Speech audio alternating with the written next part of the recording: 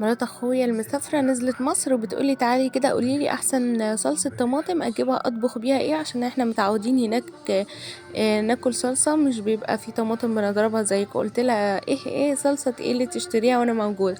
تعالي اوريك ازاي تعملي احلى صلصة طماطم في البيت، تطلعيها على الاكل بالظبط تحفة واحلى من الجاهز 100 مرة.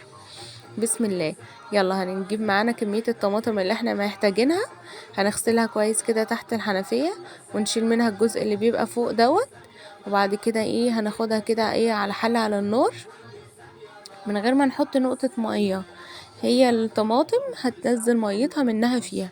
نقطع كده الحتة اللي فوق ونحطها في قلب الحلة بتاعتنا، زي ما انتوا شايفين كده.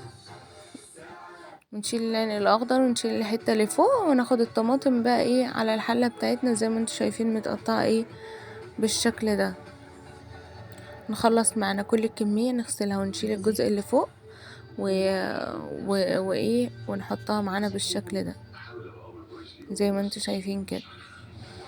ونسيبها بقى على نار، هتنزل بقى كميه المية اللي فيها لحد ما تستوي وتتهري. احنا طبعا هي كل ما تستوي هتنزل من الحلة، ايوه بالشكل ده.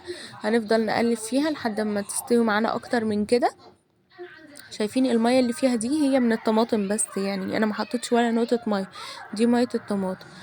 شايفين زي ما بقت معانا بالشكل ده كده. هنسيبها تهدى شوية ونشتغل فيها بالهاند بلندر. ممكن تشتغلوا فيها بالخلاط، يعني ممكن تاخدوا كده تملوا الشوشة تضربوه، وممكن في القلب الحلة بالهاند بلندر. انا استعملت الهاند بلندر زي ما هي كده، سبتها بس تهدى شوية عشان الموتور بتاع الهاند بلندر، وضربتها معايا بالشكل ده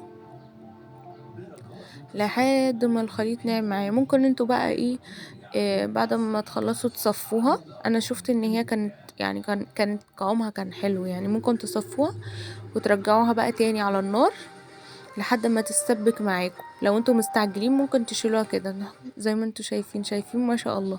نحط معانا بقى حبة سكر كده حلوين عشان يحفظوها، وحبة ملح، وعينوها بقى في اكياس زي ما انتوا حابين او بطرمانات، وخدوا احلى صلصة طماطم متسبكة ممكن تاكلوها في حياتكم. شايفين اللون؟ والله يا جماعة ده لونها الطبيعي بدون بابريكا بدون اي حاجة خالص. هي عليها بس كمية بسيطة من الملح والسكر للحفظ، وطلعوا منها للاستخدام. باي باي.